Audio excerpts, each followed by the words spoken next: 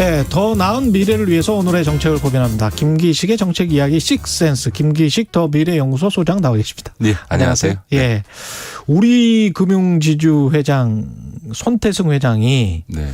금융감독원과 벌인 법정 소송에서 중징계 취소 판결을 받았어요. 네. 이게 의미하는 게 뭔지 지난번에 우리 기억하실 겁니다. 그 DLF라고 해가지고 네. 예. 말이 좀 어려운데요. 예. 그러니까 이제 이 DLF라는 건 뭐냐면 DLS라고 하는 파생결합 증권을 예. 자산으로 편입한 이제 펀드를 얘기하는 건데요. 그렇죠. 이 경우에는 해외 금리에 연동하도록 되어 있는 그렇습니다. 파생 상품입니다. 그러니까 예. 다시 말해서 해외 금리가 올라가면 수익이 나고 해외 금리가 내려가면 손실이 나는 이런 상품을 판매하는 과정에서 불안전 판매나 내부 기준을 위반했다라고 해서 금감원에서 중징계 결정을 했던 사건인 거죠. 그렇죠. 그래서 이제 뭐 노인분들에게 사실 그리고 뭐 독일 금리가 마이너스까지 갈 것이라고 예측은 못했었으니까.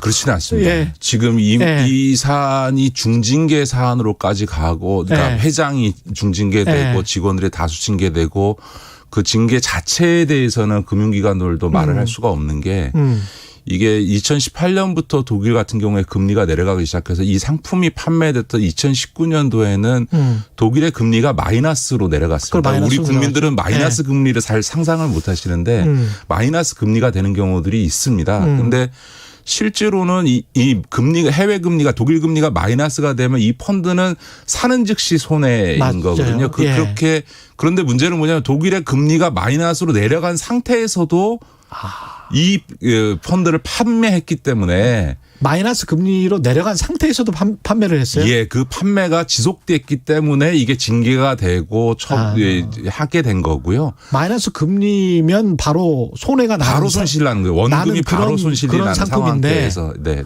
심지어는 네. 그래서 그 피해자들에 대해서 40에서 80% 배상 결정이 이루어졌고 이루어졌었죠. 그거에 네. 따라서 지금 배상이 진행되고 있는데 네. 이 80% 결정을 한 분 케이스는 뭐냐면 투자 경험이 전혀 없는 79세의 난청인 치매 환자한테 이 상품을 팔았습니다. 난청이고 치매 환자. 예, 79세이고 한 번도 이런 투자를 해본 적이 없는 분한테.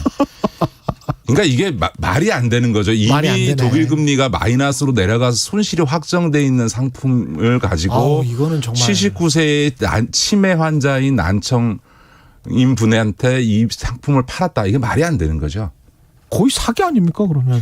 네, 하여간 야 이거는 진짜 사기네. 그러니까 이번 법원 판결은 한편에서 납득이 되고 한편에서 납득이 안 되는 부분이 있습니다. 근데 왜 이분은 그러니까 손태승 우리금융지주회장은 중징계 취소를 받은 거잖아요? 예, 법원이 이제 그 중징계를 했는데 그거에 대해서 행정소송을 내서 법원이 이제 중징계 취소 결정을 했는데 그 이유는 뭐냐면 5가지의 징계 사유 중에서 상품 선정위원회 운영 과정에서의 문제점을 뺀 나머지 4가지는 무죄다 이렇게 얘기를 한 거예요. 그러니까 상품 선정위원회에서 이 상품을 판대하는데 우리은행 내부 직원도 반대를 했는데 그 반대하니까 딴 사람을 바꾸고 회의에 참석하지 않았는데 이 사람이 찬성한 걸로 하고 막 이렇게 해가지고 이제 소위 이 상품 판매를 내부적으로 허용하는 이런 내부 절차를 그러니까 조작해서 진행한 거에 대해서는 유죄가 인정이 된 거고요. 예. 나머지를 파기했는데 그 이유가 뭐냐면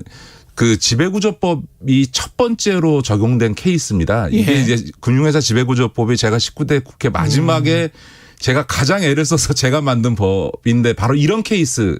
무슨 얘기냐면 금융지주 회장과 금융지주회사가 은행 위에서 사실상 전권을 행사하고 있는데 아무 책임도 지지 않는 것. 또 하나는 무슨 사안만 터지면 일선 창구 직원들만 처벌되거나 징계되고 실질적으로 권한이 있는 은행장은 징계에서 빠져나가는 것. 뭐 구체적으로 뭘 지시했다는 그 물증, 무슨 서류나 문건이 나오지 않는 한 빠져나가는 이런 것들을 개선하기 위해서 최고 책임자에 대해서 징계할 수 있는 조항을 두는 거였거든요. 근데 이제 이 법이 어떻게 돼 있냐면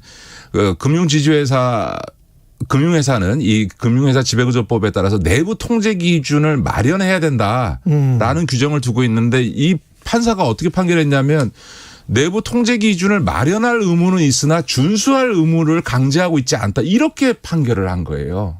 법이 그렇게 돼 있다. 예, 그러니까 법에 이 마련할 의무는 두고 있는데 준수할 의무를 법 조항에 명문화되게 있지 않다. 그러니까 법령의 미비로 인해서 그러니까 이 우리은행이나 이 잘못한 건 맞는데 법령의 미비로 인해서 무죄다 이렇게 판결을 한 거예요. 그러니까 이게 참 납득이 안 되는 게 왜냐하면 아니, 그 정도면 그 법원이 해석해 줘야 되는 거 아니에요? 예, 그렇죠. 법원에서도 이게 뭐 금융회사의 탐욕 심지어는 뭐라고 판결했었냐면 금융위원회의 직원들이 퇴직하고 금융회사에 들어가서 소위 그러니까 규제 포획이 발생한다. 무슨 얘기냐면 금융위원회가 예. 퇴직 관료들에 의해서 금융기관들의 논리에 소위 포섭이 돼서 금융기관 입장에서 규제를 제대로 안 하기 때문에 이런 문제가 생긴다라는 말을 그럼 판결문에 그걸 썼어요. 그리고 그거는 또 훌륭하네. 경제적 이익을 예. 위한 탐욕으로 때문에 예. 소비자의 권익 보호라든가 이런 내부 통제를 제대로 못 하고 있다라는 것도 다 써놓고 무죄를 때린 이유는 뭐냐면 예. 내부 통제 기준을 마련할 의무는 있으나 준수할 의무를 법문에 명시돼 있지 않다. 그러니까 무죄다라는 건데 법령상에는 어떻게 되냐면 내부 통제 기준을 마련해야 되고 시행령에는 그 내부 통제 기준이 실효성 있게 작동될 수 있도록 해야 된다. 이런 말이 있거든요. 그럼 시행령이 있네요. 그러니까 세상에 내부 통제 기준을 준수하지 않을 거면 예. 뭐하러 내부 통제 기준을 마련합니까? 그러니까 이건 판사가 너무 지나치게 조문 해석적인 문헌주의에 빠져가지고 명시적 조항이 없다고 이걸 무죄를 한 거예요. 그러니까 저는 항소심 가서 이 판결이 뒤집어질 가능성은 상당히 있다. 참 이상한 판결들 많네요. 예. 네네. 그러니까 이제 이 판사가 너무 형식주의적으로 판결을 한 거죠. 본인도 이건 잘못된 거라는 걸 인정하면서도 예. 소위 법 조문이 갖는 것을 한목적적으로 해석하지 않고 내부 통제 기준을 마련해야 되고 그 내부 통제 기준이 실효성 있게 작동되도록 하라고 한 말 자체는 준수 의무를 당연히 내포한 것임에도 불구하고 준수라는 말이 들어가 있지 않다고 법령에 예. 이걸 무죄한다는 게 이게 상식적으로 납득이 잘 안 되는 거죠. 진짜 납득이 안 가는데 이게 만약에 확정이 된다면 법원 판결이 미칠 파장도 이게 만만치 않을 것 같습니다. 예, 뭐 당장 이제 법원이 이렇게 나왔기 때문에 네. 이제 금융이나 국회에서는 시급히 그 금융회사 지배구조법에 어쨌든 법과 시행령을 좀 보완해서 예. 이 뭐 준수라는 말을 법원이 이렇게 나오니까 판사님 잘 알아듣도록 예. 그 준수라는 말을 한 글자 넣어야 이렇게 되겠네. 판사가 이런 형식주의적인 판결을 안 하도록 예. 준수라는 말 한 마디 넣어줘야 될 것 같고요. 예. 그러나 그 법 개정과 무관하게 저는 항소심에서 이런 법 해석을 한다는 거는 말이 안 된다는 걸 그렇게 생각하면 오히려 경제 관련된 모든 법률을 다 일일이 아주 세부적으로 다 규정해야 되는 예. 거면 그러면 아마 재계에서는 예. 이러면 경영 어떻게 하란 말이냐라고 이런 경직된 법률은 안 된다. 또 그쪽에서는 또 그렇게 그렇게 나오겠죠.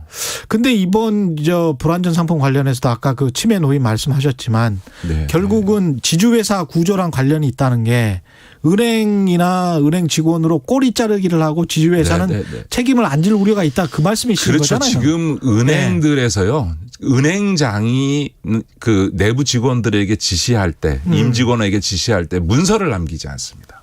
아. 그리고 지금 은행장이라는 게 사실은 은행장이 아니고요. 예. 수석 부행장일 뿐이지 사실상은 금융지주회장이 지주회장이자 은행장 노릇을 하고 있는 거거든요. 인사부터 모든 정권을 행사하고 있고 실제로 은행의 각 부문장들이 다 지주에다가 보고하고 회장의 재가를 받는 상황이기 때문에 실질적으로는 그런 점에서는 지금 이번 DLF 사태도 뭐냐 하면 사실은 이제 판결에도 지적을 했지만 이 성과급 때문에 생겨나는 문제거든요. 예. 은행 창구마다 DLF 상품을 몇 개 팔았냐라고 하는 것 실적을 가지고 성과급을 주는 이런 소위 직원들이 이런 무리한 불안전 판매를 하도록 만드는 내부 그렇죠, 시스템이 있는 거고 그 예. 시스템을 그렇게 만든 사람들이 결국은 CEO라는 거거든요. 그래서 지난번에 법 개정을 통해서 그런 포괄적 감독 책임이라고 하는 것을 두고 이런 일이 발생하지 않도록 내부 통제 기준을 마련해서 준수해라라고 한 건데 그 준수라는 말 한마디가 빠졌다고 해서 지금 무죄를 하니 참 어처구니가 없는 예. 거죠. 시간이 뭐 한 3, 4분밖에 안 남아서 남양유업 관련해서는 꼭 좀 말씀을 해 주셔야 될 것 같은데 이게 남양유업이 뭐 옛날에 불가리스 뭐 이상하게 선전을 해서 그게 코로나랑 네. 관련이 있는 것처럼 뭐 사회적 지탄도 받고 그랬습니다만은 이게 어떻게 된 겁니까? 지금 이제 남양유업에서 지난번에 뭐 본인들이 만드는 제품과 관련해서 그것이 무슨 코로나에 그 좀 긍정적인 영향을 준다라고 하는 사실상의 허위 발표를 해서 그게 무리가 나면서 이제 소위 그 이 홍 회장의 자식들이 퇴진하겠다고 하고 주가는 폭락하고 제품 불매 운동이 나니까 홍 회장이 이제 다급하게 그러면 우리는 완전히 손 떼고 팔겠다. 회사가는 회사대로 네. 발전할 수 있도록 팔겠다고 했는데 예. 그랬다가 지금 못 팔겠다고 하는 거 아니에요? 예, 좀 지나고 나니까 네. 이제 국민들이 그걸 잊어버린 것 같고 그다음에 예. 매각하겠다고 하니까 갑자기 주가가 폭등을 했어요. 왜냐하면 이제 이제 홍 회장 일가가 손 떼면 이제 남양유업이 회사는 괜찮은 회사니까 이게 괜찮아지겠구나 하고서는 주가가 2배 막 이상 2배 3배 오른 거예요. 그러니까 다시 욕심이 생긴 거죠. 야.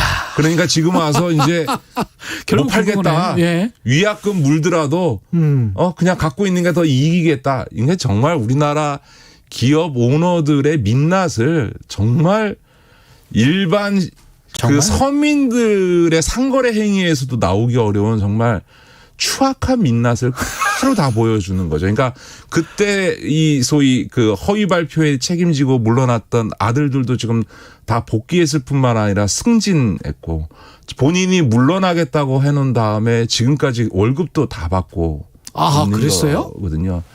이게 이런 일이 왜 벌어지냐면 사실은 이 남양유업이 그 외손녀가 이른바 그 마약 사건에 그렇죠. 자주 등장하는 아주 유명한 사람이 있어요. 유명한 사람입니다. 황자 들어가는 네. 유명한 그 연예인과의 스캔들도 있었던 이분인데 그럴 때마다 이렇게 낮은 자세에서 사과하고 이러는데도 불구하고 여기 조금 대리점 지나면 갑질도 있고 한두 번이 아니에요. 남양유업은. 남양유업은 우리 민주당의 을지로위원회가 만들어졌던 이유가 사실은 남양유업의 대리점에 대한 갑질 때문에 만들어진 거거든요. 그러니까 문제가 반복적으로 제기되고 있는데 시간 지나면 괜찮더라. 라는 게 이 사람들이 학습된 거예요. 저는 이번 사태와 관련해서는 정말 국민들과 소비자들께서 제대로 응징해줘야 된다. 소비자의 권리로 응징해줘야 된다. 응징해야 된다. 안 그러면 조금 문제가 나면 옛날에 저 대한항공의 조현아 그렇죠. 조현민도 그렇게 국민적 지탄 받은 다음에 지금 다시 복귀하고 있지 않습니까? 그렇죠. 심지어는 형제 남매 간의 추악한 경영권 싸움까지 벌이는 국민들 안중에도 없는 거죠. 알겠습니다. 이게 안중에도 없이 취급당한 우리 국민들께서 당신들 그렇게 해? 남영희 홍 회장 당신들 이렇게 시간 지나면 괜찮겠지 하고 돌아오면은 남영희가 잘 될 것 같대. 한번 보여주지. 저는 그런 모습을 우리 국민들이 이제 보여줘야 된다고 생각합니다. 알겠습니다. 한번 보여줍시다. 예, 지금까지 김기식 더 미래연구소 소장이었습니다. 고맙습니다. 네, 고맙습니다. 예, 9월 2일 목요일 KBS 1라디오 최경영의 최강시사 오늘은 여기까지입니다. 저는 KBS 최경영 기자였습니다. 고맙습니다.